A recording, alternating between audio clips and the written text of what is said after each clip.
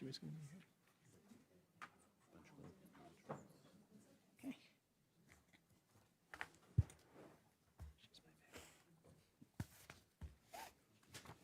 I could stay about 25 minutes. Oh, So that'd be I- great. Yeah. Good.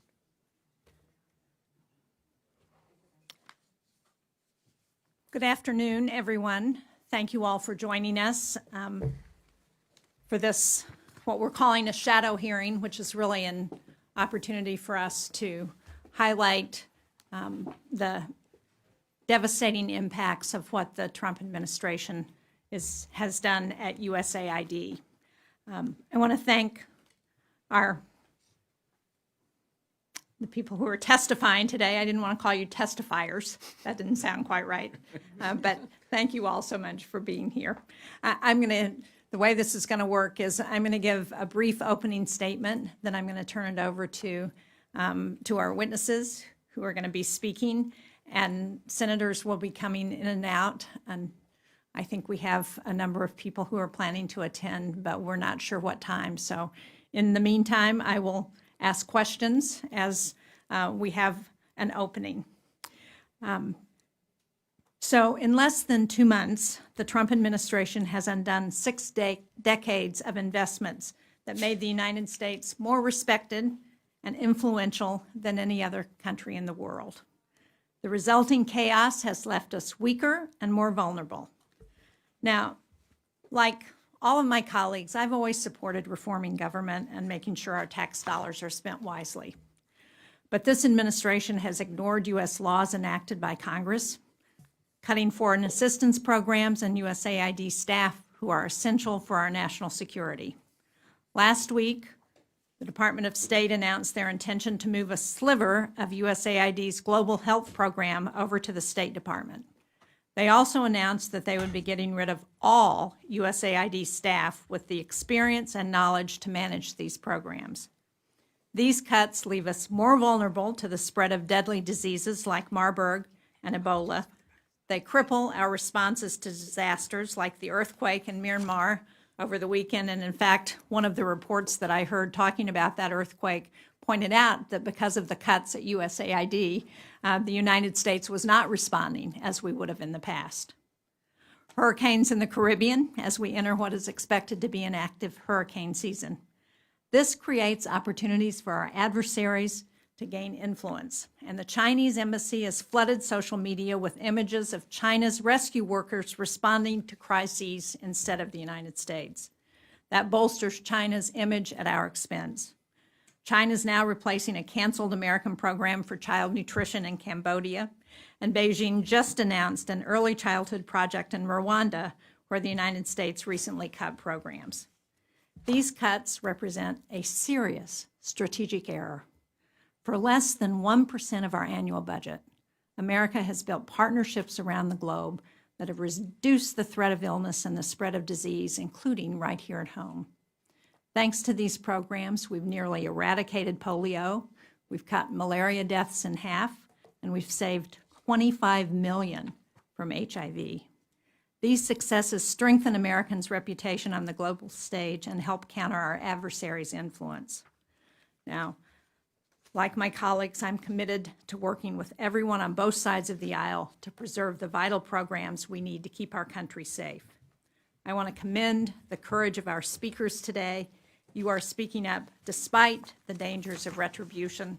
I look forward to hearing your thoughts on how we can address the dangers left in the wake of this self-inflicted harm on U.S. security. And I would just like to point out, again, our speakers today are the Honorable Nick Erich. Am I pronouncing it correctly? Erich. Former Assistant Ambassador for Global Health at USAID. Dan Schwartz, Vice President for Management Sciences for Health. And Atul Gawande, who is the former USAID Assistant Administrator for Global Health. So thank you all very much for being here. Let me welcome Senators Kim and Coons, who have joined Senator Warren and I on the panel. Thank you. Let me ask you to begin, Mr. Erich. Thank you. Ranking Member Shaheen, members of the Senate Foreign Relations Committee, thank you for convening this important roundtable. I am Nicholas Enrich, a career civil servant with 15 years in the federal government under 4 administrations, both Democrat and Republican. Currently, I serve as the acting assistant administrator for global health at USAID, overseeing approximately $10 billion annually appropriated by Congress to strengthen health systems, to prevent and respond to infectious diseases, improve maternal and child health, diagnose and treat HIV, TB, and malaria. As a result of my lawful whistleblowing, I was placed on administrative leave on March 2nd, 2025. On January 28th, the day I was designated as acting assistant administrator, Secretary of State Rubio issued a waiver for life-saving humanitarian assistance to President Trump's executive order pausing foreign assistance. From day one, implementing the waiver was my highest priority. My team recognized it as the only way to mitigate the harm caused by the sudden halt of over 1,000 of our programs preventing pandemics and suffering worldwide. I challenged the administration to provide evidence of the waste, fraud, and abuse they claim to have found at USAID. In reality, USAID is among the most effective agencies in terms of return on investment, with strong financial oversight, ensuring accountability of our programs.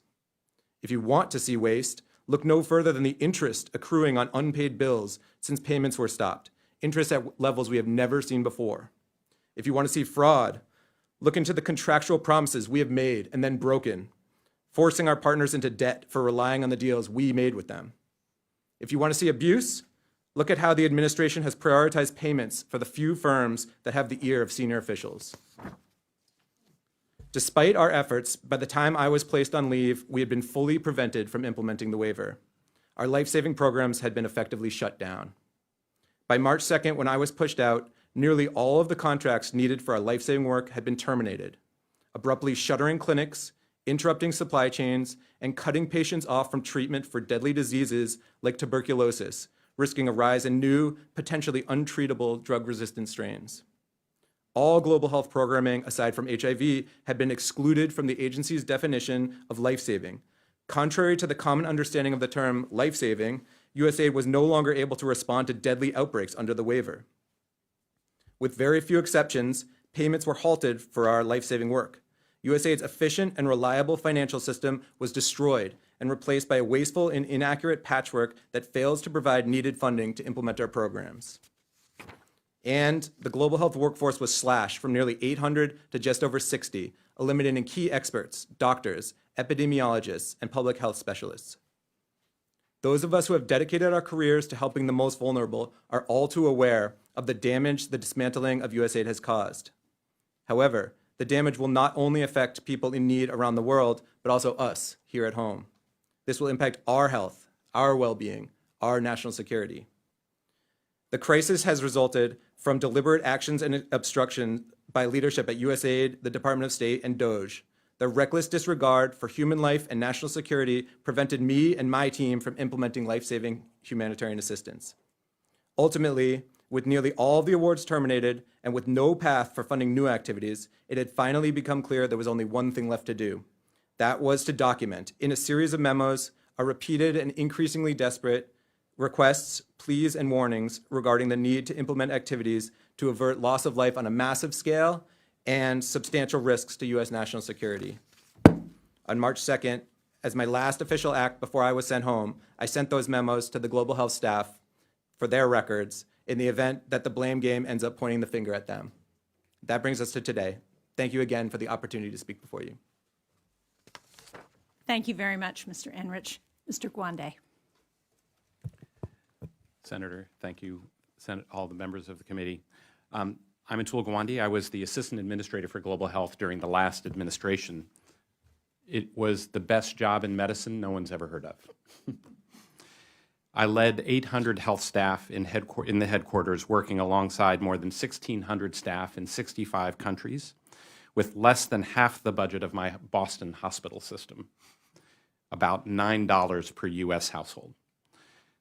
And they saved lives by the millions and contained disease threats everywhere. Before my departure on January 20, I briefed this committee about several major opportunities ahead for the next few years. Among them were 3 breakthroughs. Science Journal had just declared one of them was a scientific breakthrough they called the Scientific Breakthrough of the Year in 2024, American scientists had developed a drug called lenacapavir that could prevent or treat HIV with a single injection that lasted 6 months and perhaps even a year. Deploying this game changer in high-risk communities through PEPFAR, I told them, could finally bring an end to HIV as a devastating public health threat. Similarly, USAID had launched a trial of a 4-dose pill that could prevent tuberculosis in exposed individuals and dramatically reduce cases, while 3 TB vaccines completed testing. And USAID was about to scale up a novel, inexpensive package of existing drugs and treatments that were found to reduce severe hemorrhage after childbirth, the leading cause of maternal deaths, by 60%. American companies, nonprofits, and scientists played key roles in these breakthroughs, and they were poised to transform global health over the next 5 to 10 years. The next administration, I'd said when I briefed the committee, had no reason not to pursue these objectives. Congress has already funded them, and there was nothing partisan about them at all. But instead of saving millions of lives, we got surgery with a chainsaw.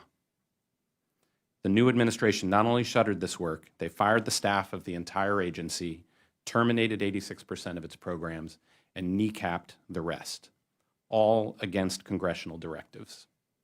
They dismantled the U.S.'s largest civilian workforce, advancing global stability, peace, economic growth, and survival. And they've done it in a way that has maximized loss of life and mismanagement of taxpayer dollars. Here are a few examples of the global health damage. Our 50-country network for stronger surveillance of deadly diseases from bird flu to swine fever, gone. Our emergency response system that cut response times to global outbreaks from more than 2 weeks to less than 48 hours, gone. AIDS programs to prevent new cases of HIV in high-risk populations, gone. Programs for preventing child and maternal deaths that reached 93 million women and children under 5 in 2023 and added 6 years of life on average, cut 92%. Life-saving tuberculosis programs, cut 56%. Life-saving water and sanitation programs, cut 86%. Funding for Gavi, the Global Vaccine Alliance, which was set to vaccinate 500 million children, was listed as potentially terminated, and if not restored, will cost 500,000 lives a year and drive higher exposure to measles in the United States. The damage is already devastating, and it is all part of a larger dismantling of America's world-leading capacity for scientific discovery, healthcare delivery, and public health that goes well beyond USAID. They're using the same playbook to purge staff and destroy programs across our entire domestic infrastructure in governments, universities, and medical centers. And they are inserting political controls not only on USAID, but NIH science research, FDA approvals, and CDC guidance. For the sake of power, they're destroying an enterprise that added more than 30 years of life expectancy to Americans and made America the world leader in medical technology and innovation. We need your help to stop this process. USAID cannot be restored to what it was, but we must salvage what we can of our health, science, and development infrastructure and stop the destruction. Thank you. Thank you, Mr. Schwartz. Good afternoon, Ranking Member Shaheen and members of the committee. Thank you for giving me the opportunity to speak with you today about the impact of the recent terminations of the global health programs. My name is Dan Schwartz. I'm from a small town in Appalachia to the west of here. I'm a practicing pediatrician and the Vice President for Management Sciences for Health. MSH is a Virginia-based nonprofit that works with communities to save lives by strengthening country-level health systems around the world. We've been in operation since 1971 and have worked in over 150 countries, often in close partnership and from the support of the American people. My remarks today are informed by my career as a doctor, both here in the U.S. and abroad. They are guided by my oaths to care for all and to do no harm. I offer them in the spirit of an objective analysis of the impact of recent program terminations and how those will impact the most vulnerable communities around the world. I'd like to begin by telling you about one of the most effective methods of stopping malaria, which Dr. Gwande just referred to, seasonal malaria chemoprophylaxis. In simple terms, it means that we provide preventative treatment to women and children in malaria endemic areas at the beginning of the rainy season, which is the most high-risk time for malaria. In Nigeria, where we work, they have over 25% of the world's malaria deaths, malaria infections, and over 30% of the malaria infections. And the poster at the back of the room documents that U.S. global health efforts have led to a decline in over 48% of malaria deaths globally. In Nigeria, during the time that I am giving these remarks, at least 2 children will die of malaria. Every year, with the generous support provided by the American people, at the beginning of the rainy season, our organization works with the Nigerian Ministry of Health to get the medications and train the health workers to provide it to those children. This has prevented millions of cases of malaria, saved hundreds of thousands of lives. As that sign documents, Americans have a lot to be proud of. This year, however, that will not happen because those programs, those U.S. government-funded programs, have been terminated. Millions of children are at risk of sickness, and many will die. We should not be proud of that. These stories, as my colleagues have mentioned, are not unique. Thousands of programs have been terminated without warning, with deadly consequences for the communities around the world. In our organization, we had 15 USAID projects terminated, and only 5 remain. We have let go over 1,000 of our team members, valued colleagues who live and work in these communities, providing this life-saving treatment. At MSH, we focus on building strong health systems. Viewed from this perspective, at the systems level, these recent terminations are even more concerning. The elimination of foundational programs like maternal health or health worker training only serves to further undermine the effectiveness of the programs that remain. These cuts will devastate entire communities. But let's bring it home right here, to this city, to this room, to our states. The safety of Americans is very much at risk as global health security programs are shuttered. Programs that we implemented, our organization, addressed things like the plague, Ebola, drug-resistant tuberculosis. Those have suddenly ended with no warning, even as we here in the United States experienced the worst tuberculosis outbreaks in decades. These programs had helped address emerging health threats at their source in other countries, had helped those country governments deal with those issues themselves. They are gone now. Today, in this room, we should be discussing how to make America's investment in global health more efficient, more effective. We should be discussing how we can integrate programs such as HIV and malaria treatment into countries' primary healthcare systems and reduce their reliance on outside sources. How we can help those countries to finance, plan, and project for their own futures. Instead, we are repetitively asking if life-saving foreign assistance is of benefit to the U.S. The answer to that question has been and always will be a resounding yes. We have so much to be proud of, but with the recent program terminations, we are turning our backs on all of that. So much progress has already been lost in the past 2 months. So many lives will be lost with it.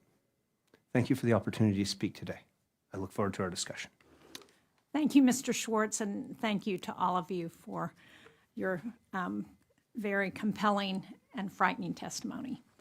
Let me welcome Senators Merkley and Schatz, who have joined us, and turn it over to Senator Warren for question. Thank you very much, Madam Chairman, for calling this hearing. I want to start by saying how grateful I am to all 3 of you for the work you have done and the advocacy you continue. This hearing should not be one that only Democrats put on. We should be having a hearing that involves all of the Senate, Democrats and Republicans. And if I could just interrupt please. for a minute, we did invite all of the Republicans on the committee and a number of others to come to the hearing too. Which underscores the point even more sharply.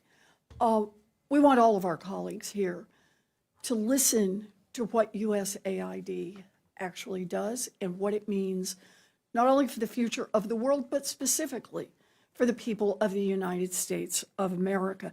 Now, I was listening to Dr. Gwande, and he said for $9 a household in America, here's what we get. We get all of the programs that you've put together for global health. I see why you describe this as a program that is efficient and that delivers great value. We've talked so far about the importance of this program for countering the influence of our adversaries around the globe, a very important point. I also think we should talk about the importance of this program for a measure of our moral compass. Who are we as a people? To understand our values, just look at our budget, how we spend our treasure, and what we lift up in this world. But if I can, I'd like to focus on a third point that Dr. Schwartz alluded to, and that is the health of the people of the United States. You talk about money that is spent elsewhere around the world. But what I'd like each of you to do, if you could, for just a minute, is to focus on how the dollars spent there actually help protect us here. I listened to the diseases that you talked about, TB, AIDS, polio, measles, Ebola. It's kind of a who's who of all the things that can go wrong in this world and that we can catch from each other. And I hope each of you could spend just a couple of minutes talking about how the work and the dollars we spend elsewhere actually help keep our children safe, keep our seniors safe, keep all of us safe, and why it is, if we simply let these diseases burn through the poorest parts of the world, that we will be at much greater risk. So if I could, maybe the place to start is with you, Mr. Enrich. Yeah, I think, thank you. It's a great question, and I think those are all important reasons, the countering influence, the moral compass, and the effect on American lives, and especially American national security. And, you know, here we are at the 5th anniversary of the COVID pandemic, and I think it should be clear to all of us by now that outbreaks abroad do not stay overseas. That's why Congress has appropriated millions and millions of dollars to shore up early warning systems, surveillance, and fragile health systems around the world so that we can protect and detect and respond to diseases early. And unfortunately, so that we can get them before they get out of control, before they come to our borders. And unfortunately, these are exactly the programs that have been terminated.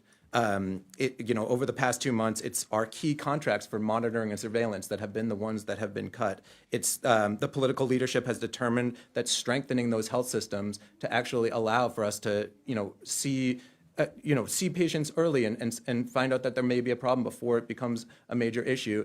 It's those health system strengthening projects that have been the first on the chopping block because they're not life-saving. And even the payment issue that shut down our ability to pay partners to respond to ongoing outbreaks. We're not even, it's not even in that prevention stage anymore. It's even though we're responding to specific outbreaks like Ebola in Uganda, we don't have the funds to actually actually have our partners on the ground do the work that they need to. Thank you. Thank you. Dr. Gawande, can you add to that? Yes, I'll add two things. One is that a bipartisan effort supported the creation of a 50-country network that eliminated our blind spots around the world by having global health security advisors and working with governments to detect when diseases broke out and speed our reaction time. And it made a dramatic effect. There were 21 serious outbreaks beyond COVID in the last 4 years, and we got response times down to less than 48 hours and stopped 11 outbreaks of Ebola and cousins of Ebola, for example, from reaching here. But the second one I want to point out is that the strengthening of health systems so we weren't just doing emergency aid, but we were actually strengthening health systems so we could get out of the game. And in numerous areas, first of all, making sure countries are putting their funds on the table.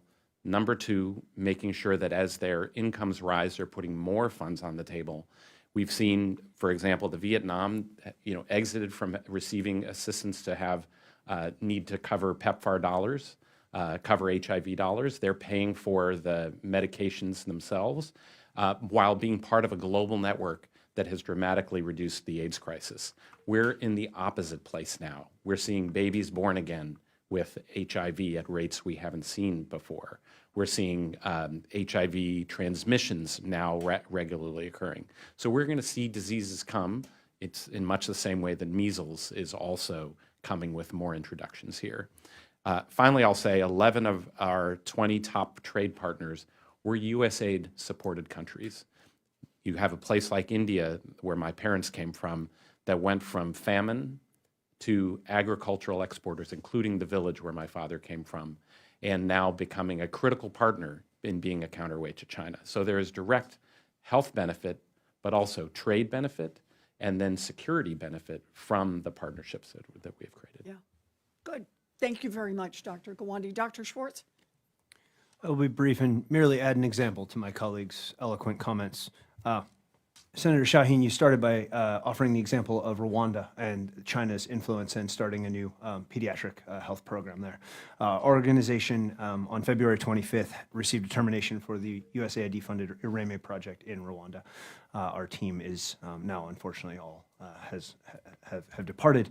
That work was funding exactly the health system strengthening that Nick and Atul both mentioned, exactly the surveillance that they mentioned. And indeed, there was a Marburg outbreak in Rwanda earlier this year, which was effectively dealt with by the Rwandan government with U.S. support. That support has been withdrawn, and the sustainability and the long-term system strengthening that Atul mentions is questionable for the future. The People's Republic of China is filling that gap.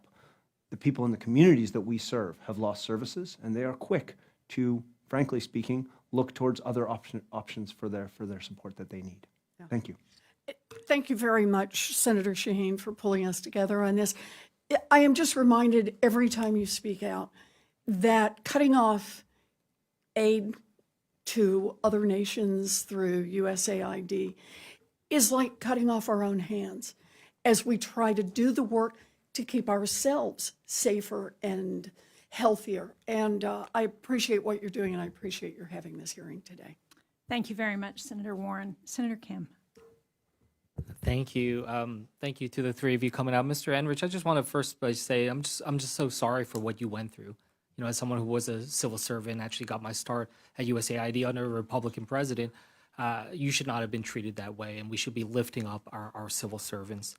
Dr. Gawande, I just want to ask a quick question to you, because there has been a criticism that I've seen put out there about USAID saying that the countries that we're engaged in, that they don't want our help, that these governments don't want our help, that we're pushing our own agenda, that we're undermining these nations that we're in. I wanted to just hear your response as someone who was immersed in this type of work, what your engagements were with these other nations that we're engaged in. Do you feel like there were places where we were not invited or not that the governments and the country did not want us there? The demand for working with U.S. scientists, U.S. public health leaders, and to have cooperation that brought U.S. resources always exceeded our capacity. And so we were always choosing what are the biggest priorities that met U.S. interests and global goals, such as, we've mentioned some of these goals, well, let me start here. This was the agency that eradicated smallpox, working alongside CDC, but we were the boots on the ground for that effort. In the same way, the work of eradicating polio around the world, in some corners, it's been an uphill battle in communities, right? We're down to wild-type poliovirus on the border areas of Afghanistan and Pakistan. Achieving these global goals has meant enormous demand by countries, and then places that we also have to be able to work with communities and help them understand why achieving this global goal would actually mean something. Lastly, I'll just say that we work.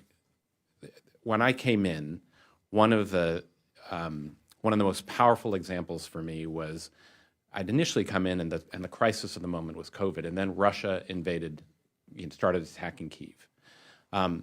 Ukraine approached us for providing whatever help that we could, and with a handful of staff in Ukraine who were fleeing for security themselves, it was extraordinary. The Russians had cut off the supply of medicines to the country.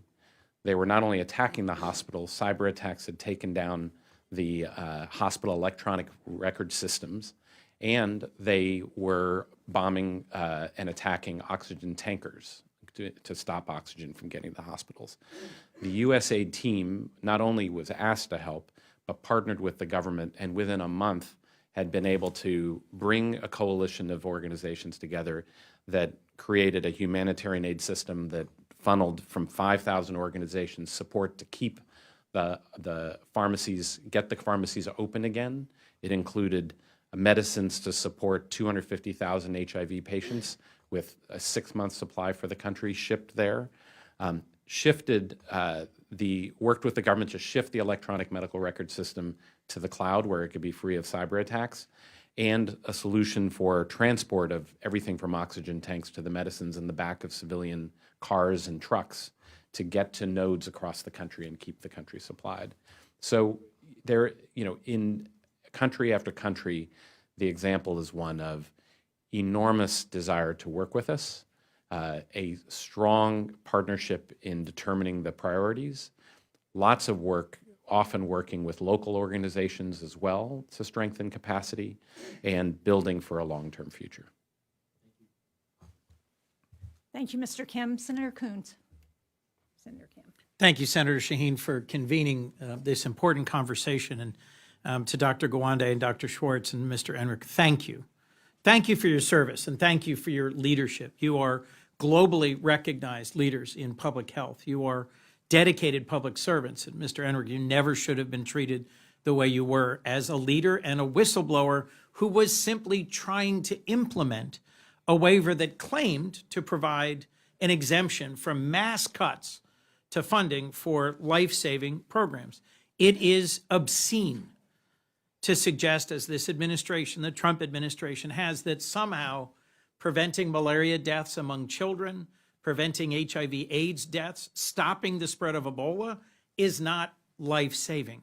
This is a Kafkaesque situation that all the NGO partners for USAID have found themselves in as they have pled and filed and attempted to get answers about waivers that ultimately led to terminations. And as organizations like MSH have ended up having to lay off thousands around the world of some of the most capable and seasoned public health workers possible. Your testimony's been compelling. Let me just ask briefly of all three of you a simple question that I think allows you to focus some of the point of what's been done. Is there any way to describe as efficient the cuts that have been made to our foreign aid programs? We've met with some of the folks currently leading the charge for DOGE and the Trump administration who've said they found widespread waste, fraud, and abuse, and that they were compelled by a concern for the American taxpayer to slash these programs not with a measured, studied approach, but with a chainsaw. Mr. Enrick, I think you were particularly compelling. How has it been efficient or wildly destructive and inefficient, this process of cuts? And then second, how does it impact the communities that we've spent decades building relationships with? When treatment for TB ends, when prevention of malaria stops, when surveillance of Ebola ends, how is this impacting the way that nations around the world see the United States, and what are the consequences? Mr. Enrick, if you'd please start. Thank you so much, Senator, for the question. And maybe I can focus on the question of efficiency, which I have several things to say about, and then can turn it over to colleagues related to the relationships with other countries. So I think, let me start by saying, as I said earlier, that I do challenge the administration to provide evidence of the waste, fraud, and abuse that they claim to have found. The reality is USAID has been proven to be one of the most effective agencies when it comes to return on investment. We have secure financial systems and that ensure our accountability and accuracy of our programs. But that financial system has been destroyed by Pete Morocco, by DOGE, and by the State Department. And what it used to do was provide checks at every level to ensure the accuracy of our system. It required that vouchers were verified by contract managers and financial analysts to ensure that the payments were linked to the goods and services that were being provided, and before we dispersed any funds. But not only has the system that has been created taken that away, instead it has put additional people in charge that have no actual connection to the contracts and payments that are being suggested. It is not clear at all how they're making decisions, but what they are doing is making a lot of mistakes. They're making payments that are to the wrong partners. They're making payments that are out of line with the amount of funds that have been obligated, which is a financial controls issue. They're waiting to make payments to the point that the interest that's being accrued is literally breaking the Treasury system that's making those reimbursements. There's one other point I want to make on the efficiency, which is that what is left with the programs. And what is being left of our programs are the least efficient parts. They are life-saving, yes. To provide drugs, right? It's drugs and commodities is the primary piece of what's left of our programming. But that's while especially important, is actually the least efficient part. It's the system building that USAID is the work that actually gives us the return on investment, that allows us to, as Atul mentioned earlier, start to transfer the ownership of things like buying drugs to the countries that need them, and to build their systems to actually start to focus on the prevention and on the strengthening of the health system means that over the long term, we don't need to be continually buying drugs. And the fact that that part of our program has been completely lopped off leaves us with, best case, an eternal process of continuing to pay for drugs. It's really the least efficient If way. I hear you right, we've abandoned the parts of your work that were moving countries off of dependency on foreign aid and advancing towards more efficient public health systems around the world, and instead receded to just those parts that are commodity distribution and thus the least efficient. And that's been accomplished in a wildly inefficient and, in fact, mostly destructive way. Dr. Gwande? I think you both said it extremely well. I will only add on the efficiency. We have an enterprise for addressing fraud, waste, and abuse, addressing criminal issues, and that's our offices of the Inspectors General. When the Inspector General, Paul Martin, reported on $500 million in food aid that was rotting in warehouses, having loss of controls to prevent diversion to actors who should not get it, the response was not to address the problem, but instead to fire the Inspector General.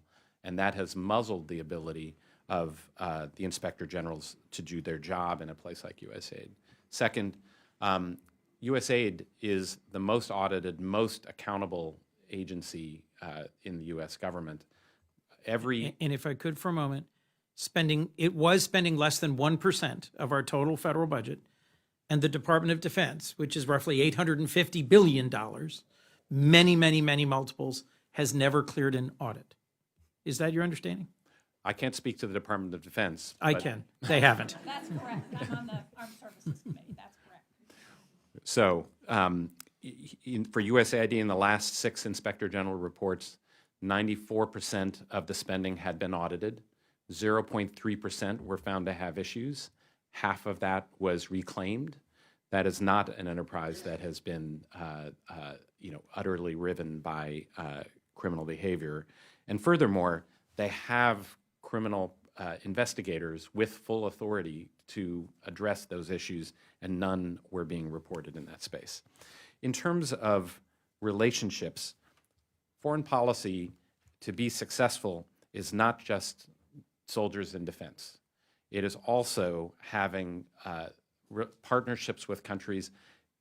USAID is the largest civilian ground force that the United States has. And it is the ground force that is able to make connections and do work, like in Ukraine that I described, without our troops on the ground. The result is that we have had influence in Africa. We've had influence in Asia, influence in Latin America, in countries that we otherwise were not having that influence. And that symbol of the United States was one of our commitment to freedom, to self-determination, and to global goals that served everybody's interests, like controlling AIDS in the world, eliminating polio, and stopping deadly diseases before they spread. So the relationships that we have now, you couldn't have done it you couldn't have, let's say we were making a major policy pivot for whatever crisis reason or policy reason. This would not be the way to do it, with the most destructive impact, little concern for the people who are left, dropped out of clinical trials, left without treatments, children by the millions, and failing to address that. And so we have instantly lost trust, making it so we can't go back to where we were. We have to rebuild those relationships, and that will take time if we even begin to start. Thank you, Dr. Schwartz. Thank you very much, Senator Coons. I'll build on my colleagues' comments by just sort of reiterating and simplifying three points. Number one, as Nick and Atul both said, primary healthcare and systems building, that is efficient. Upstream prevention is far more efficient than downstream crisis management. In the physician world, we look at primary healthcare clinics and we look at the emergency room. The emergency room, frankly, is a disaster that you don't ever want to have to go to unless you really need an emergency management. What you want to do is you want to manage things upstream. To use the example that I started with, our seasonal malaria chemoprophylaxis campaigns in Nigeria to prevent malaria. We provide women and children with those medications at the beginning of the rainy season and throughout the rainy season so that they can stay in school, they can stay on the farm, they can stay in their jobs, they can take care of their families. They never get sick. They never have that crisis management. That's efficiency. If you have to manage the crisis, if you have to manage end-stage malaria, cerebral malaria, children dying in a clinic, there's no efficiency there. Point number two, the discussion of fraud. I'm a physician. I'm not a compliance officer nor our chief financial officer, but I would be very happy, and I am very aware that all of our audits have been clean. They are all available through basic policy and on our website. We are a 501c3. We are not for profit. Every dollar that we receive goes to support our mission. I'm not particularly, and I'm not sure that the particular financials are relevant to this conversation, but we would be happy to provide those, and we've never been asked. I would invite, honestly, our Republican colleagues, our DOJ colleagues, to call me. We'd be happy to provide you information, but much more importantly, I would invite them to come with me to the communities that we serve in Nigeria to see firsthand what efficiency looks like, Senator Coons, and what crisis management looks like now, because those communities have been forsaken. Thank you. As you know, I've traveled to Liberia during Ebola, to Kenya and Tanzania, to Zimbabwe and South Africa, to visit public health clinics staffed by U.S. development professionals and NGO partners, to see the impact in rural villages and in major cities, and over 15 years of work alongside our nonprofit partners and development professionals. I just have to say how grateful I am for the service, the sacrifice, the work, and the impact, and how alarmed I am at the consequences of this fraudulent, cruel, wasteful crushing of USAID and everything it's meant. I'll close by saying this. It hurt my heart last night to see the national news where the world is focusing on the humanitarian crisis caused by an earthquake in Myanmar.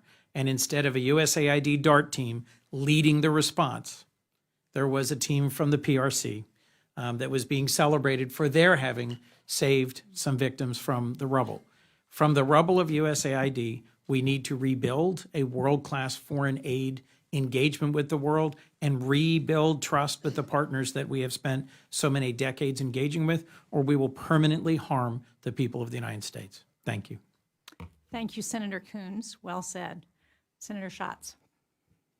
Thank you, Senator Shaheen. Thank you to all three of you for being here. Mr. Enrich, I'm wondering if you can paint a picture for us of what it was like inside the building as the DOJ team came in, because we're talking consequences, and I think that's the topic at hand, and they are dire. But in terms of reversing what happened, I think it is actually quite important to understand the kind of stormtrooper vibe, literally storming into buildings, seizing servers, trying to get into SCIFs. I want you to paint a picture for us of what it was like, who was in the room, whether they would identify themselves. Talk to us like you're home for dinner with your family and you say, whoa, that was a day. Because I actually think, I don't want to skip over the unlawfulness of it. I don't want to skip over the thuggery of it. And this is maybe one of your first opportunities, certainly in the Senate, to tell that story. Thank you, Senator. So I guess maybe I could start with the last day in our office space, which was February 3rd. It was a Monday. I had gotten in early, around 7 o'clock, and was wondering, this is at a time, I should say, when already the pictures have been taken off the walls and the name of USAID had been had come off of the outside of the building, and we were so it was not business as usual. But this was a particularly memorable day for me because it was the day that we were all told to go home. So that day, at about 8:30 in the morning, I started to get notices from staff who were being barred from entering the building, although I and several colleagues were already inside.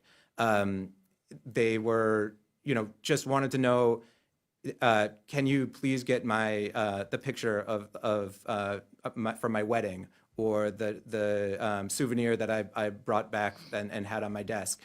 Personal effects were assumed to be lost at this point, and we were told that we would soon be escorted out of the building.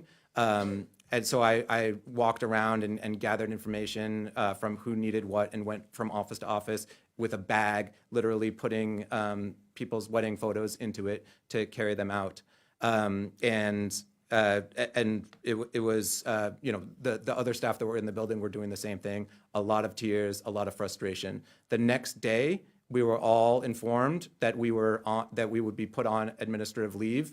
There was a very small number of staff who were excluded from that, but there did not seem to be any rhyme or reason to what those numbers. At that time, I emailed, or I chatted, excuse me, the chief of staff for USAID. His name was Joel Borkert at the time, and I told him, we just had a meeting today about an Ebola outbreak in Uganda. The staff that you just met with have now been put on administrative leave. We need them back. And so he asked me, he said, who are the staff that you need? And I said, well, we need a lot of staff, but I can start to give you names. What he wrote back to me was, DOGE is turning people off, but in a very corporate way, without mission-critical analysis. Then we come in and do the repairs. I wish there was a more respectful and deliberate way to do this, but it's out of my control. The next day, when we explained that we were struggling to figure out how many patients had been kicked off of clinical trials for tuberculosis treatment, and we said we were struggling with that because our entire tuberculosis team was on administrative leave, the same chief of staff, Joel Borkert, said to the room in frustration, you see, this is why just because you can do this to Twitter does not mean it'll work here. And so that's just an example of the confusion that was caused by DOGE coming in, shutting off accounts, and even the confusion it was causing with the USAID's political leadership, leaving us absolutely no way to do our jobs. Who's in charge of, I know on paper who's in charge of USAID right now, but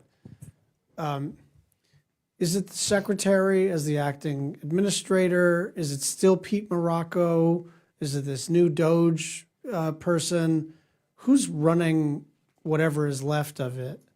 And are they still in a sort of search and destroy mode, or have they moved on to another executive agency?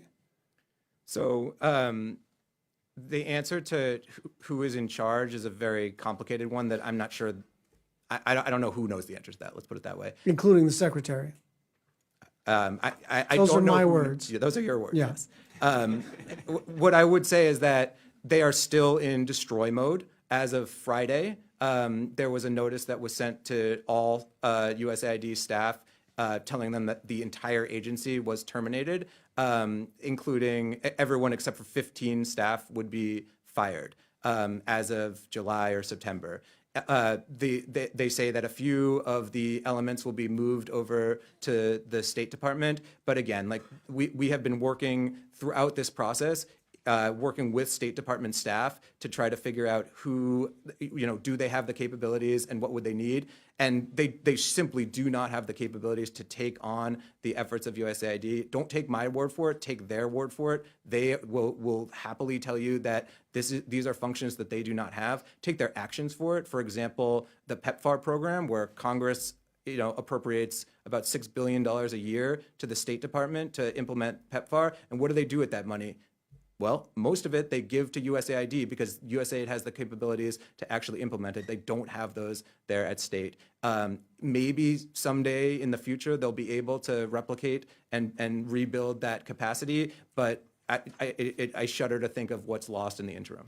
Just first of all, I should say this just one last time. I really do appreciate your public service And I'm going to thank you, but thank you as a sort of proxy for everybody who works in this space. These incredible public servants, these incredibly talented people who have made real sacrifices to live abroad or to make less money because they care about this mission. So I just wanted to thank you. The final thought is, it is true that they are doing all this damage. It is not true that, I mean, I very much worry even about us stipulating to the idea that they are laying off these people. They are not permitted to do that under the statute.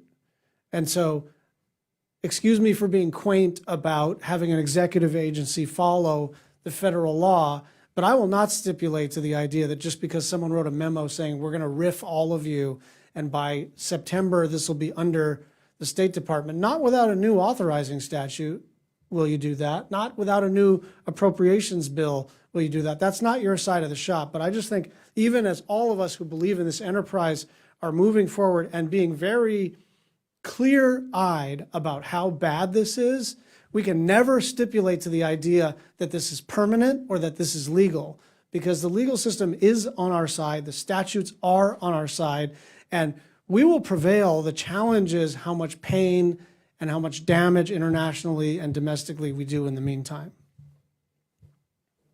Thank you, Senator Schatz. Also well said. Senator Van Hollen. Thank you, and I want to start by thanking Senator Shaheen for convening us here. Really, the full Senate Foreign Relations Committee should be convening this hearing, and I want to thank Senator Shaheen for asking Chairman Risch to do so. I see it as a gross abdication of our Senate responsibility to not have a hearing while Elon Musk and Doge and others are trying to dismantle AID, which is established by statute. That is stunning to me that this could happen without any official oversight. So again, thank you, Senator Shaheen, and thank all of you for your service. I want to say amen to the comments my colleagues have made about all the good work AID does. Elon Musk said of AID that it was a, quote, criminal enterprise. I have pointed out to our Republican colleagues that that makes all of them co-conspirators in a criminal enterprise. They have supported AID, including the Secretary of State, enthusiastically. But I wanted to ask you, Mr. Enrich, and you, Mr. Gwande, about two other statements that Elon Musk has made. One of the statements he made was during a cabinet meeting at the White House regarding Ebola. He said, oh, we make mistakes sometimes, and you know, we temporarily stopped the Ebola program. Whoops, but we've restarted it. Well, it's bad enough to make that mistake, but Mr. Enrich, I'd like you to comment on the veracity of the claim that they started it again and what the status is today. And Mr. Gwande, another statement he made was, quote, no one has died as a result of a brief pause to do a sanity check on foreign aid funding. No one. So my question to you is very simple. Is that true, that no one has died because of what Elon Musk and the administration have done? Mr. Enrich, if you could start. Thank you, Senator. So as to Elon Musk's statement at the White House that the Ebola activities had been restarted, it was not accurate then. It's not accurate now. Despite the Ebola response activities being the first that we pushed as soon as the waiver was issued, the activities were never allowed to move forward, and ultimately those contracts were terminated. We repeatedly raised the fact that we had partners that were at the airport ready to screen travelers to make sure that they did not have Ebola before leaving the country, but the activities could not start because the administration would not allow funding to move for those partners.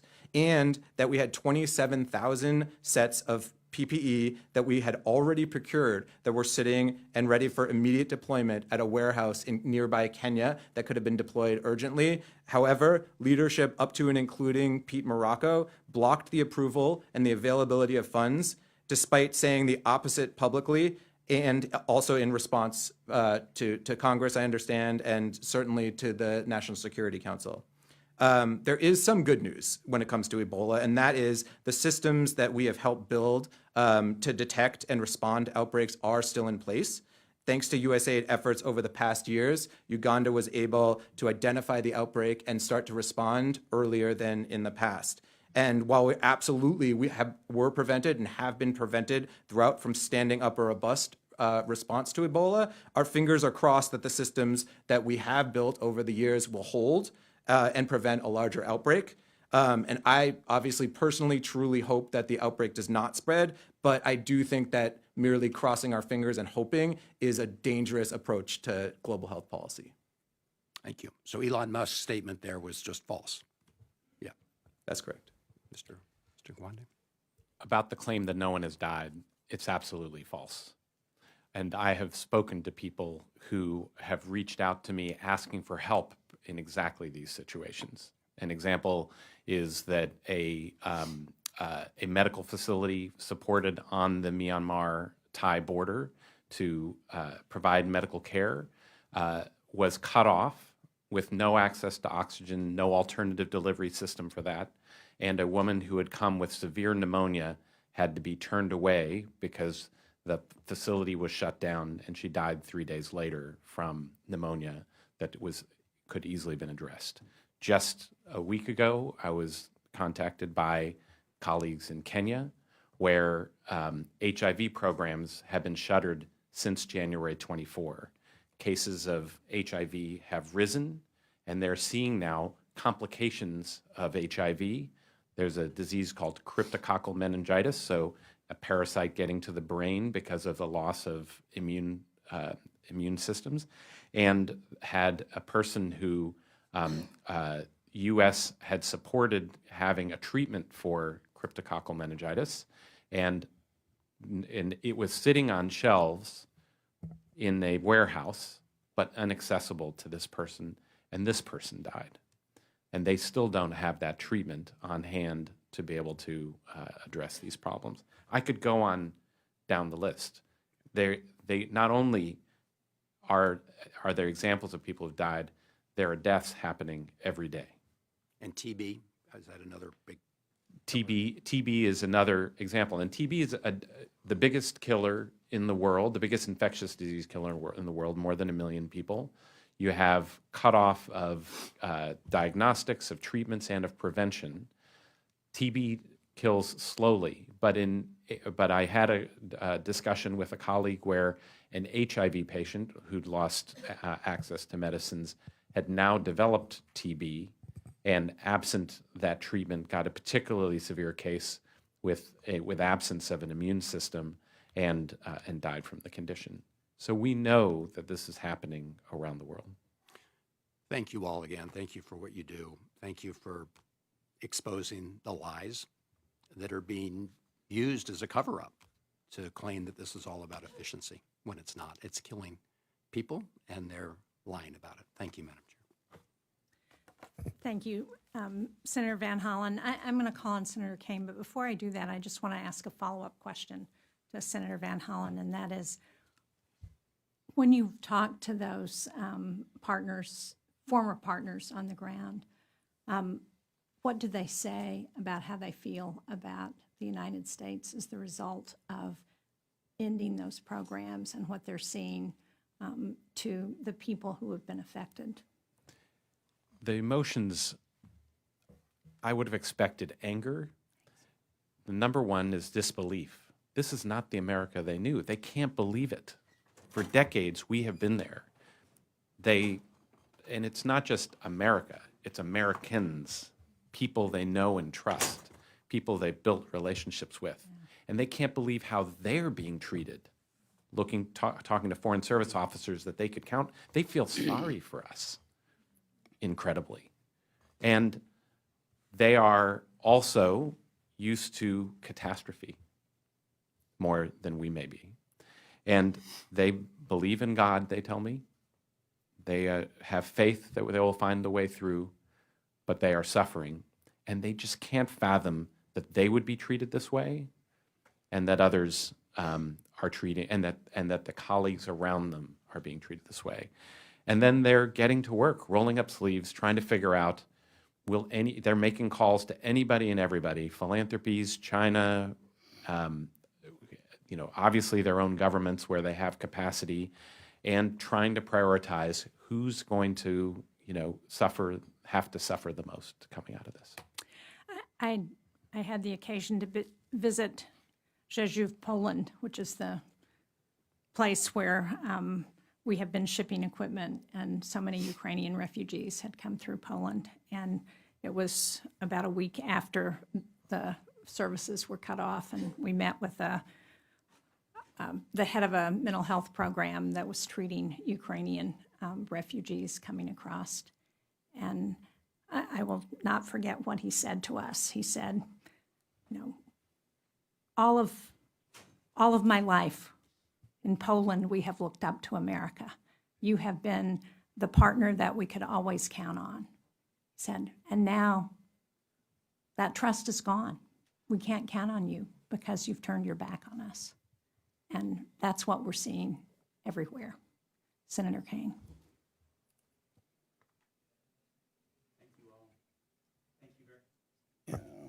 Thanks very much for your being here and for your service and your expertise. I'm going to tell you the question I'm going to ask, and then I'm going to talk for a little bit so you can think about an answer. We haven't yet, as the committee, been able to have access in a public setting to ask the Secretary of State what the hell's going on. We know him very well. We worked very closely with him. We worked with him on pro-USAID initiatives over the course of many years. That's why he received a significant vote of confidence from this committee and from the Senate as a whole. He is going to come before us sometime soon. I think the idea is that we're working out the timing of that. And the question I'm going to ask each of you is, if you were sitting in the room with him at a public hearing, what would you say to Secretary Rubio while you're thinking about that? I was a missionary in Honduras in 1980 and 81, and I saw USAID on the ground as I was running my little school that taught kids to be welders and carpenters. The U.S. presence through USAID, through the Peace Corps, through other important initiatives was a very palpable sense of life in this, at the time, fairly small community. And people around the world saw the same thing. What a treat it was for me to come to the Senate, 40 years later, and be on the Foreign Relations Committee and be able to interact with USAID in a different way. And over the time that I have served with Senator Shaheen here, I've just been here a little bit over 12 years, and she's been here longer. But the ability to see USAID around the world. I once went back to Honduras to visit the school where I worked, and there's a nearby city, San Pedro Sula, that at the time was very, very dangerous. The U.S. ambassador to Honduras escorted Senator Cornyn and me in an SUV into a neighborhood, and he said, "You're about to enter the most dangerous neighborhood in the most dangerous city in the most dangerous country on the planet." Honduras had the highest murder rate on the planet, San Pedro Sula the highest in Honduras, and this neighborhood the highest in San Pedro Sula. And we went in, this would have probably been in 2015, and we saw a USAID-funded community center in this very, very violent neighborhood where kids were learning and parents could send kids and feel like they had a sense of refuge, and where there were health programs that were available to poor people who might not have them otherwise. And again, it made me think back to my time decades before and be really proud of USAID. The work that the Doge guys have done is work that has a familiar ring to it. If you are used to watching corporate raiders try to take down a company in a fire sale scenario, okay, I'm going to take over this company and I'm going to squeeze every asset out and give it out. If you think of the United States as if we're in a fire sale scenario, then, okay, the actions sort of make some sense, but nobody believes that. We're not in a fire sale scenario, and no part of our federal government should be treated as if we're in a fire sale scenario where you squeeze everything out, sack everything, take every purchase card and put everybody on a $1 limit, and then say that you'll bring it back later if you can determine it's necessary. We were given, Senator Shaheen, some, little positive good news at the beginning. Well, there's going to be humanitarian waivers for USAID medical programs. That waiver process, first, has been completely inscrutable, and second, efforts to get waivers for things that are clearly humanitarian have been unavailing.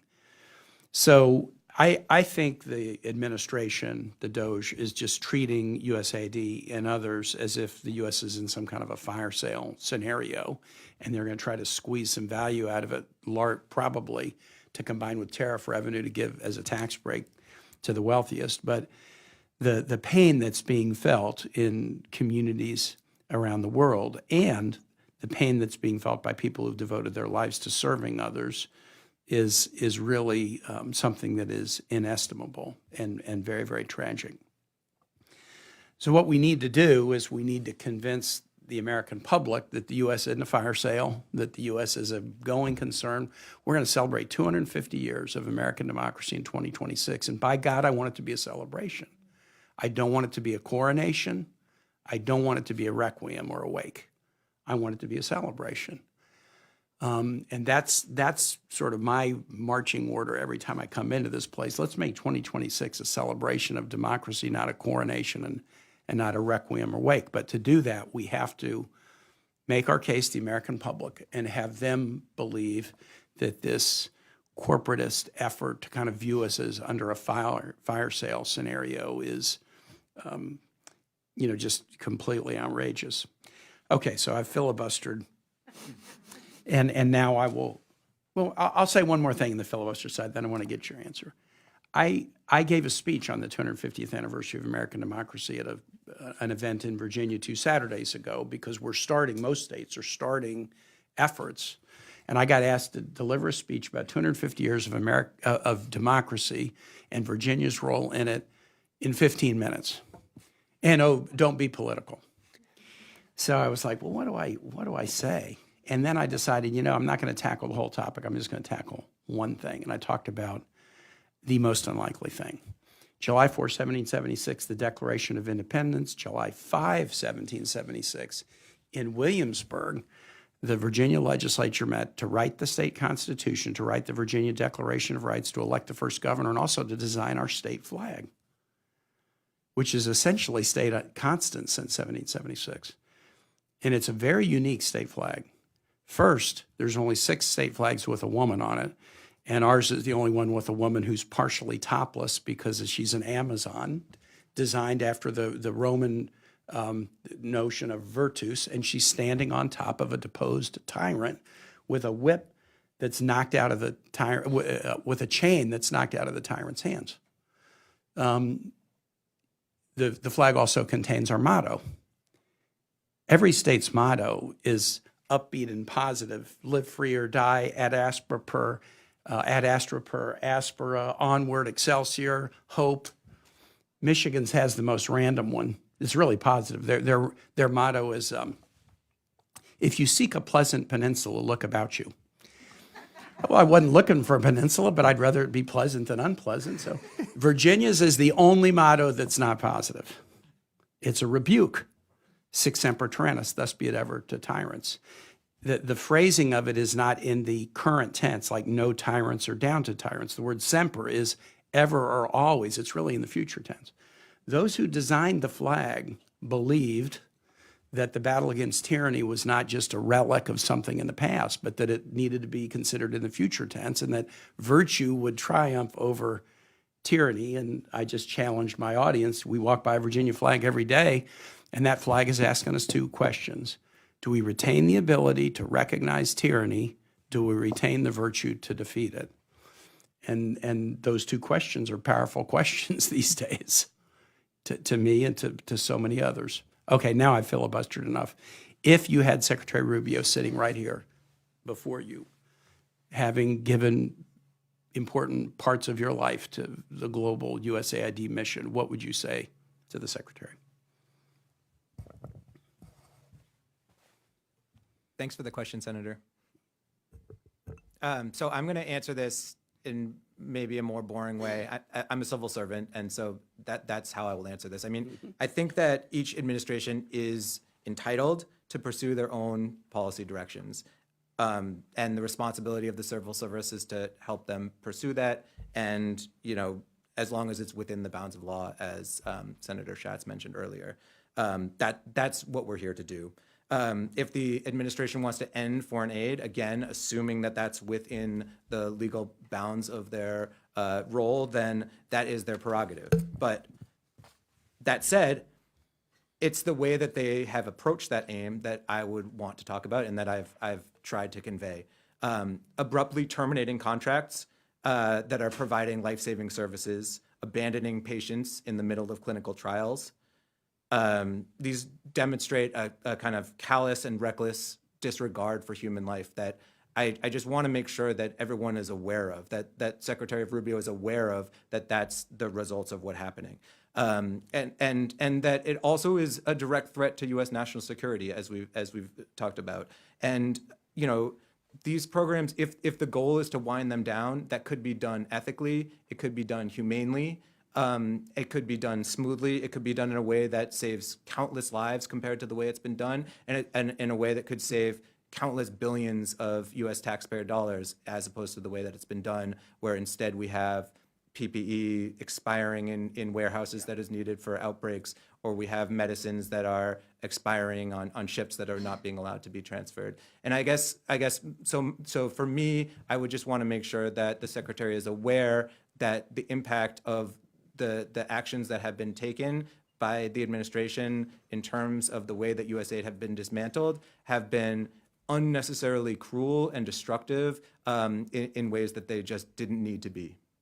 Before Mr. Gwande, that's such a good answer, because let's have some situational awareness now. We have a White House that has 2 Republican majorities in the 2 houses in Congress. So if they had decided, let's follow a normal budget practice, we're going to put together a budget, and we have a BNR bond about foreign aid programs, we want to reduce them, make them better, whatever. They could have developed a plan. They could have called the legislative leadership down and said, listen, we need your support on this plan, and then they could have done it pursuant to a normal budgetary order. The fact that they have not tells me that they don't have confidence that they could even sell that plan to the Republican majorities of these 2 houses. And so they're end running even their own majorities because they lack confidence that the way they're doing this would be acceptable to their own Republican majorities. Mr. Gwande. I'll have a 2-part question for the Secretary. Part 1 would be to say Republicans and Democrats came together to finance the creation of a 50-country network for surveillance for deadly outbreaks and an emergency response capability that successfully cut response times for global outbreaks from more than 2 weeks to under 48 hours. So what makes us stronger, safer, and more prosperous about cutting that? Mm-hmm. The second part is we have had a global reduction in childhood deaths, childhood mortality in the U.S. and abroad of 75% over the last 50 years. 40% of that benefit is from vaccines alone. 60% of that benefit is from measles vaccine alone. 60% of the vaccine benefit, yes. So what makes us stronger, safer, and more prosperous about cutting the maternal child health programs that have supported that to happen by 92% and to terminate the vaccine aid that is currently necessary for having a measles response as our own country is going through a mounting measles outbreak that is showing no signs of getting better. Mm-hmm. Thank you. That very, very good points. Dan. Thank you very much, Senator. I would offer Secretary Rubio, the message that a friend of mine sent me just 12 hours ago last night via WhatsApp, echoing the words of Senator Shaheen and the Polish-Ukrainian border. These are not the Americans that I've worked with for the past 25 years. I know these are not American values. Your words at the beginning of our session today, you talked about the moral compass of America. And I would ask Secretary Rubio how this advances our moral compass on the global stage and indeed, most importantly, here at home. How do we look our children in the eyes and say that this is our moral compass? The best way to be stronger, safer, more secure, more prosperous is by being the moral compass for the world. That evokes trust, that evokes global social capital, that makes us the most strong, safe, prosperous nation we possibly can be. Thank you. Thank you very much. Thank you all very much. We are waiting for at least one senator, so that gives me an opportunity to ask my questions. I want to start, I think, by following up on Senator Schatz's question for you, Mr. Enrich, about what it was like at USAID, because there have been representations to us by Pete Morocco and others who have taken over that all of the program, I mean, this was in the court filing, that all of the programs at USAID have been reviewed by the secretary and people on his behalf. And significant, as you pointed out in the beginning, about 85% of those programs have been eliminated. And that they used metrics to make decisions about keeping or retaining programs. Now, you were there for a period of time before they came in and told you to leave. And so you had a chance to see some of what was being said about the programs and the changes at USAID.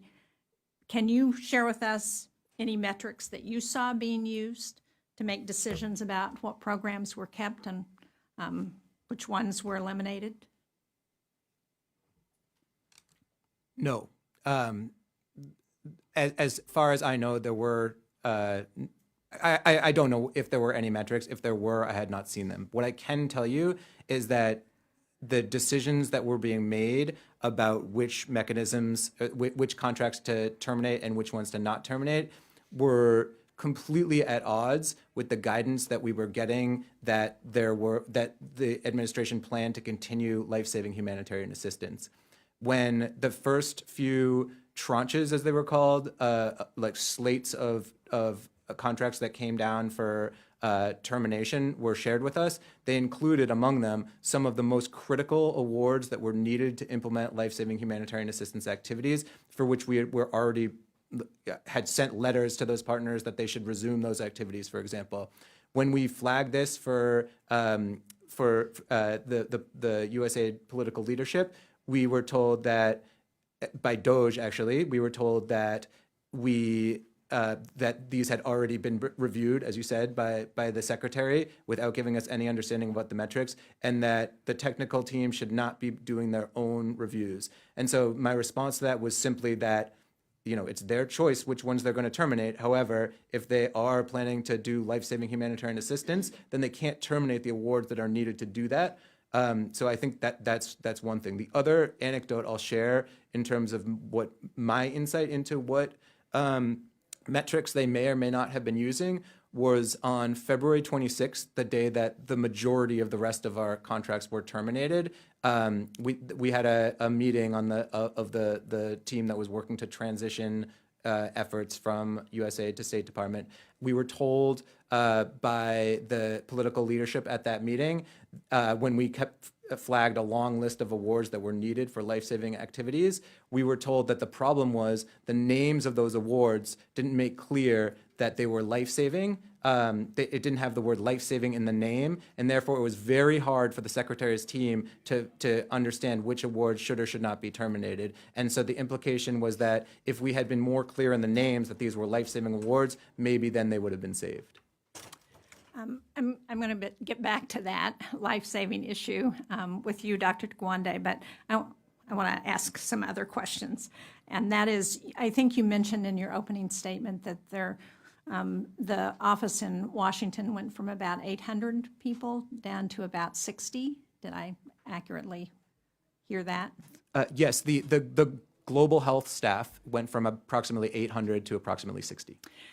And was there any way of determining how they decided which 60 were going to stay and who they were going to get rid of? Did you ever hear any explanation for how that was determined? Similar to the confusion related to the contract terminations, the determinations related to who was considered essential staff was equally confusing and concerning. The same day, I believe February 23rd, that there was a list of staff that got notices saying that they were essential and needed to report to work, whereas everyone else would be put on administrative leave. That same day, I don't know the number, approximately several hundred staff in the Global Health Bureau also received a reduction in force letter saying that they were fired as of April 24th. I personally got both. I was deemed essential to stay, but at the same day received a letter to say that I was terminated and my position and competitive area had been eliminated. So again, similarly, this is a case of confusion between who's in charge at USAID, whether it's DOGE, whether it's state, whether it's USAID, and just a mismanaged process that caused confusion and chaos and the inability for us to do our jobs. Well, chaos is a good word, I think, to describe it. Let me also ask you, in our conversation with Mr. Morocco, we were citing what we had heard from individuals about programs that supposedly were humanitarian and were going to be started up again, but people were not seeing that actually happen. And his explanation for that excuse, really, was that the payment system was so arcane and complex that they couldn't just start a payment again, that it took a lot of time in order to do that. Can you explain why that would be the case? So that's actually not accurate. We have a perfectly functioning payment system. And I will not bore you with the details, but what I can tell you is that we were specifically informed that DOGE had shut down access to our payment system because of concerns of widespread fraud.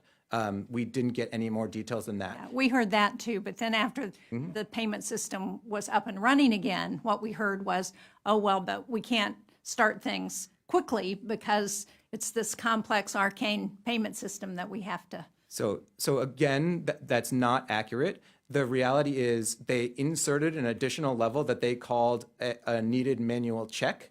And I will tell you that it was not a needed manual check because we already had a needed manual check, which was the very detailed process by which the project managers for individual contracts review each individual invoice and voucher and make a determination that whether those payments should be made based on the approved work plans and the goods and services received to ensure that we're only paying for the things we need. Those individuals were completely eliminated from the process, and instead there was this additional layer of DOGE staff that were that did get access to the system and were making decisions, and it must have been very challenging for them to make those decisions, and it probably did take a lot of extra time because they didn't have any access to the contracts or know what the approved cost should have been. So it's very unclear how they were making decisions on which ones did or did not go forward. And that, because of those delays, it uncovered other major complications, like, as I mentioned earlier, the unprecedented challenges related to the accruing of interest because it was taking so long to pay these bills that the Treasury system was not, we'd never experienced that problem before, so they had to address a problem that had never come up before because of these additional complications that they had added to the system. Because they had no idea what they were doing. That's correct. Thank you. You were agreeing with that, Dr. Schwartz. Do you want to add? I certainly would not comment on the internal workings of the system, but as a physician on the side of one of the implementing partners, I'll say that prior to this new administration, as Nick mentions, we did not have difficulty working with our many highly respected USAID partners around the missions and in Washington, receiving payments, submitting invoices. Occasionally, we would appropriately receive questions from one of Nick's or Tool's staff about, oh, help us understand why this is, et cetera, and that I would say would be good business practice. But we certainly never had any difficulty receiving payments from an arcane, non-functional payment system. The other thing I would highlight to your first question to Nick about criteria or evaluation, from a project side, I'll just highlight the example of tuberculosis. My organization, here's 3 projects, very similar content. Kenya, Ethiopia, Indonesia. Indonesia happens to have the second highest TB burden in the world right now. I will just simply say that USAID has decided to continue our work in Ethiopia and Kenya and not in Indonesia.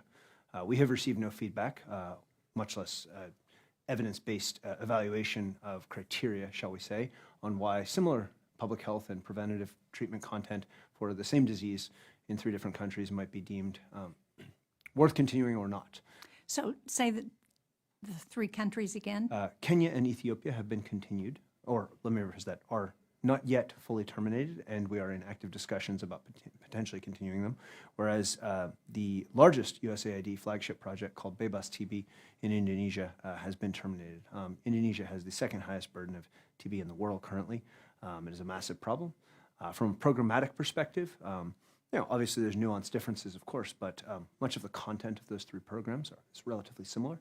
And dare I suggest that some of the geopolitical interests of Indonesia and the South Pacific may also be relevant to American interests at this time. And yet Indonesia is the country that has been terminated. We have, also the we 4th have most no populous understanding country. of why that is. Yes, in the world, right? I merely offer the public health perspective. I will defer the political commentary. Dr. Gwande, I want to go. We've had a lot of back and forth with people at the State Department and with Mr. Morocco about what the definition is of life-saving programs. And as Mr. Enrich explained, that has been challenging. As I understand what the Trump administration is saying is that they intend to retain only what has been defined as urgent emergency support that directly maintains life in crisis situations. So that's their definition of life-saving. So from the perspective of health, what does that definition leave out? And what are the implications of narrowing that definition for global populations? In a sense, it's, so that definition essentially is saying if they are imminently at risk of death, only then will we take action. Preventing problems upstream, which is far more effective, is not considered life-saving. And maybe not even then, given the examples that you said you had heard of people who have died based on the end of programs. That's right. When I was leading global health, we established a straightforward metric of what we were aiming to do across all of our programs. And the goal was to reduce the percentage of deaths in the countries where we worked that occurred before the age of 50. So that's children, people of working age. You don't have a functioning economy if you lose your population before the age of 50 or in childhood. And the work that we sought to do was improve the likelihood of having a life expectancy that approaches places around the world. And you can achieve that on low levels of investment. You can get remarkable reductions in death before 50. And I would call that the clearest definition of life-saving. We're trying to bring stronger economies, more stable societies, and healthier people across the United States and the world. It starts with children and young adults and being able to reach the full span of working age. And that work ranged from preventing outbreaks of diseases to preventing HIV in the world. And the U.S. has been remarkably successful in being able to do that. And do you have concerns about the withdrawal of the U.S. from the World Health Organization? On day one of the executive orders signed that now is almost ignored is the fact that the United States not only said we were ending membership in the WHO, but our agencies could no longer provide funds immediately to WHO, even under past contracts, and could no longer even communicate. And so issues like getting the fall flu vaccine, which depends on a WHO process that accesses specimens from people in China and other parts of the world where we don't have direct access, directly provides the capability for the United States to guide the determination of our own fall flu vaccine. Now, that's still going to happen, and WHO runs a strong process for that, but not with direct U.S. involvement and not with a advisory committee doing the technical oversight. WHO is the emergency capability. When you visited Lviv in Kyiv, you visited warehouses in Lviv along the border with Ukraine. Those were the medical supply warehouses, and central hub there was built by WHO with contributions from the United States and other donors, enabling the supply that has been supporting that country. And there are emergencies all around the world where they play a critical role. Is there much that in the last administration we were doing to drive better efficiency? Are they a frustrating organization sometimes? All of this, absolutely yes. But you cannot fight global health on a transactional basis around the world. We are seeing the consequences now. And what's the role of China in the WHO? They are a member just as any other country is. They are the United States, as the largest bilateral contributor, had influence precisely because we put staff in the WHO. The measles program, the majority of that funding, for example, came from the United States. Our experts are often the ones driving review and content, and that's the critical way we make this role. China has made major investments in science and health. They are determined to eclipse our science and health capability, and their scientists and their personnel are now going to be the people who will be driving much of that, more of that work. And given what happened during the first COVID outbreak, when China had a media blackout, when they did not share information with the rest of the world about what was going on, how trusting should we be of the role that China's going to play in the WHO and what that might mean for us in the U.S.?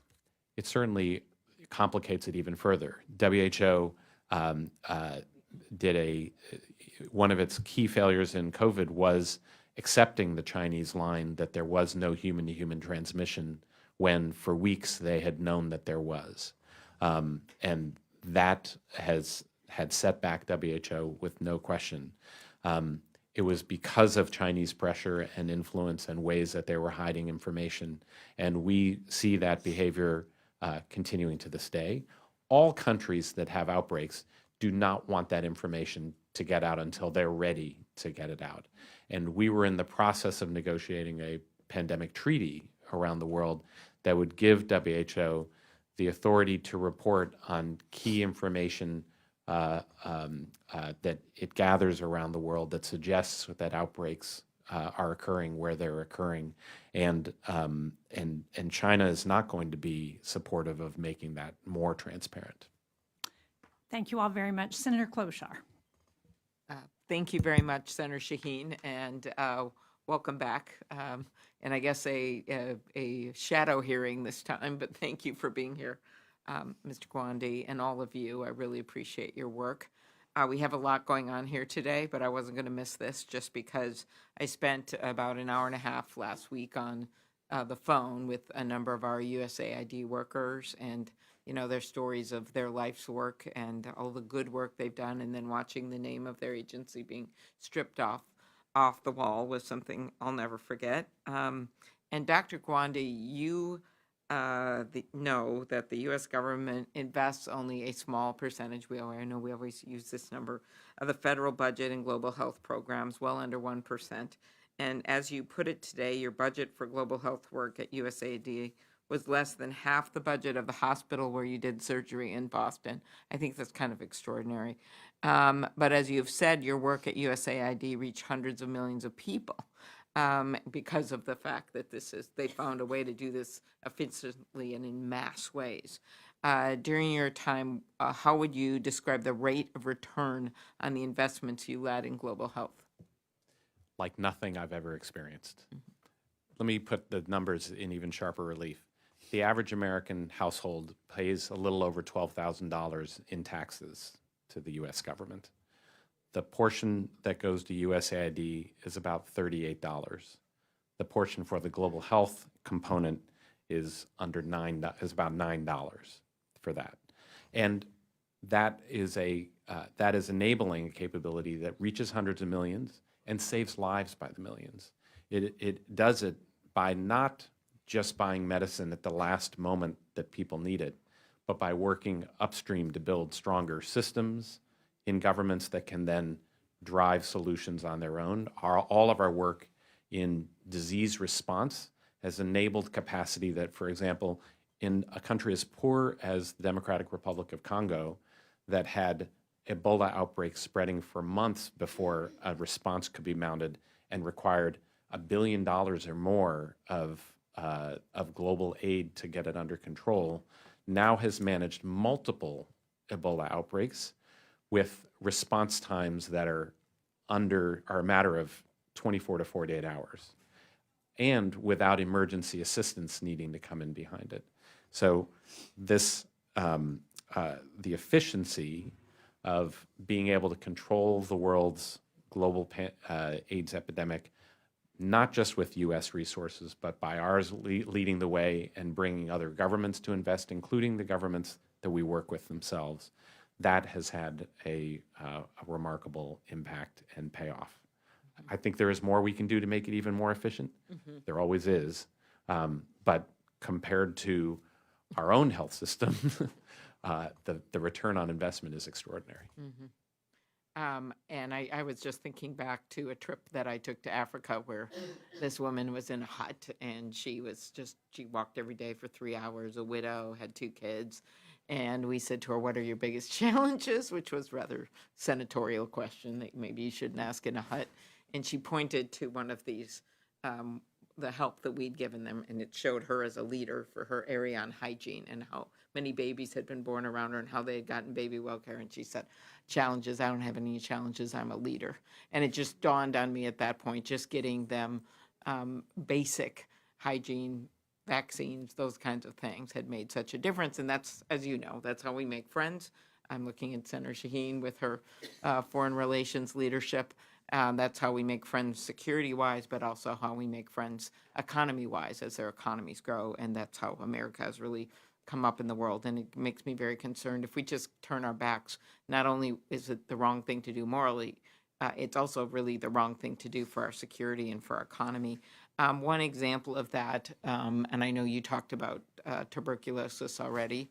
I missed that moment, Mr. Enrich, but I was going to ask you, Dr. Schwartz, about malaria. You noted that your organizations work in Nigeria to combat malaria. Could you give us a sense of the global impacts of reducing U.S. support for anti-malarial programs and what that could mean?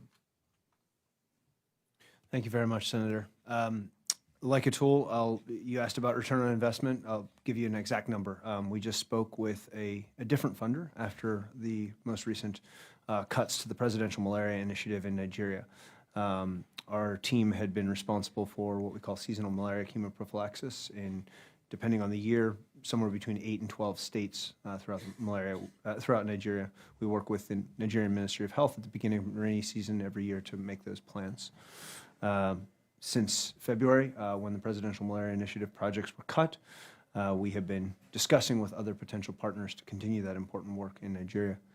We just last week spoke with another partner, and I'll give you an example of the state of Benue in Nigeria.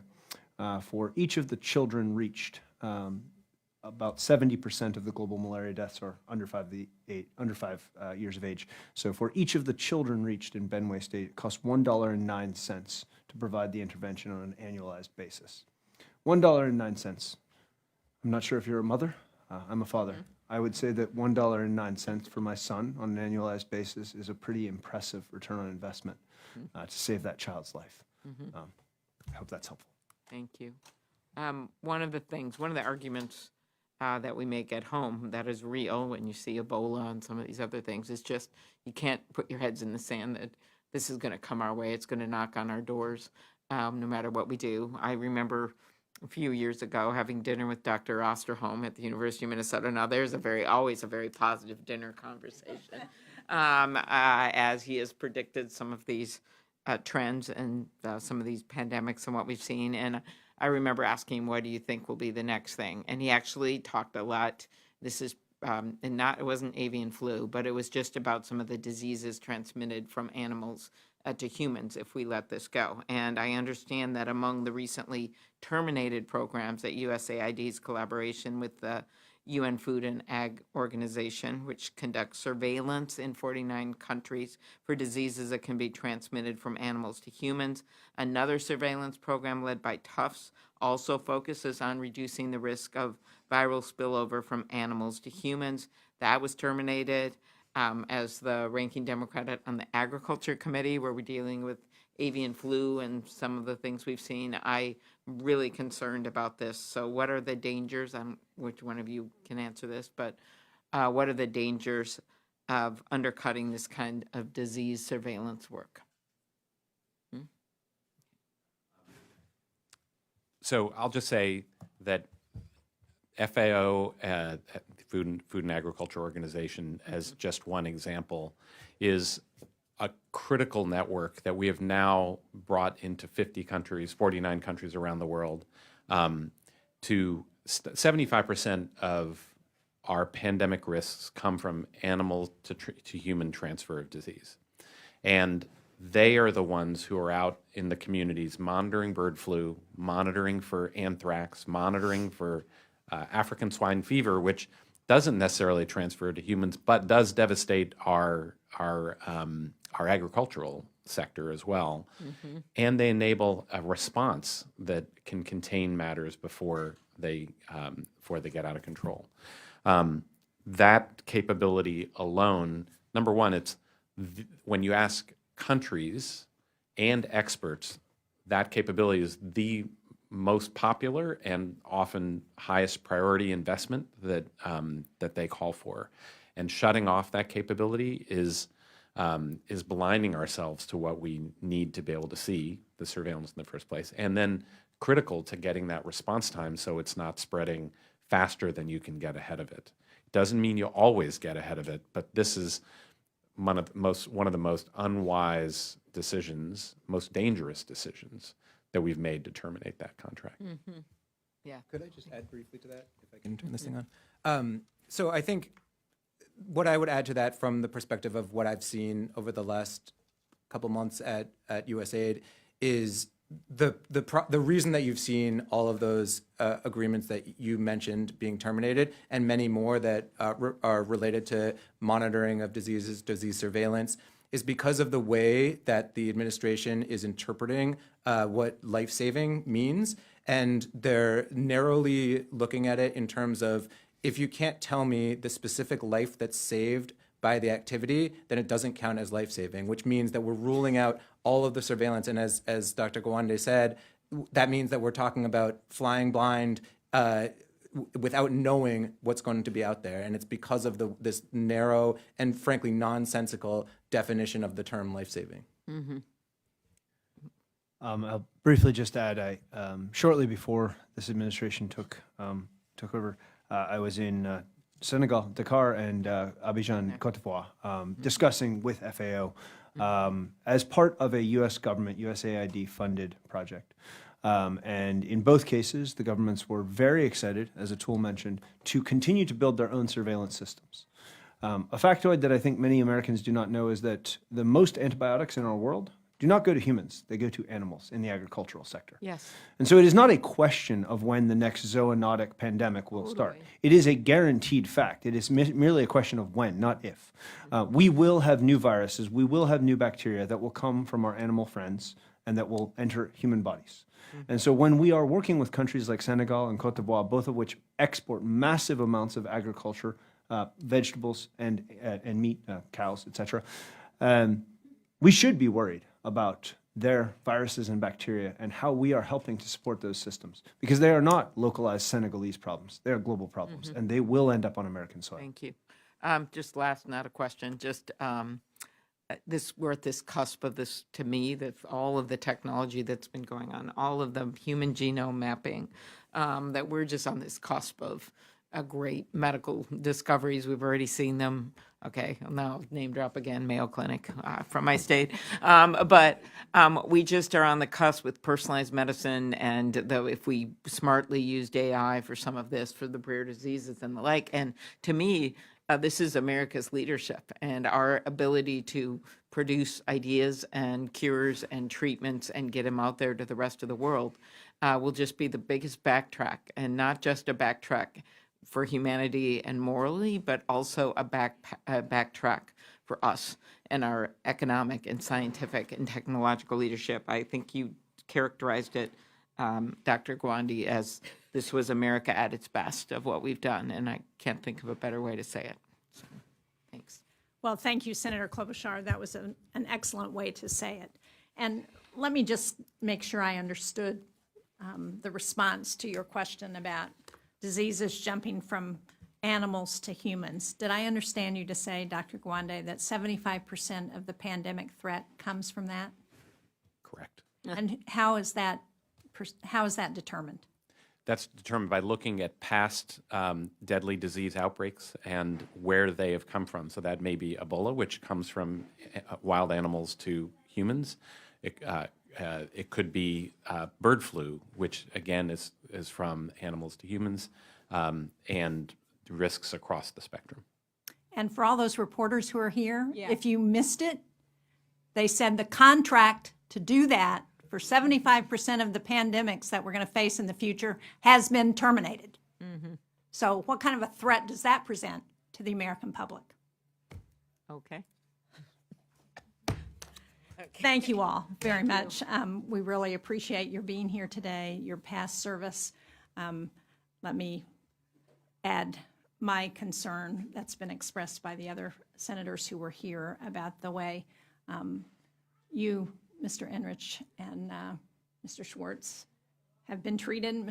Dr. Gawande, you were gone by the time the new administration came in, but the way those people who have given their lives to try and help others have been treated is an abomination, and it should not be allowed. And we appreciate your being here today to share with us. I would ask each of you, if you're able to do that, to provide your written testimony, because I'd like to share it with some of our colleagues. I also want to thank Jody Herman and all of the Senate Foreign Relations staff who made today's hearing possible. And we will continue this series of hearings to share what is the result of the horrific cuts to USAID and what that means for Americans and for the world. Thank you all. Thank you.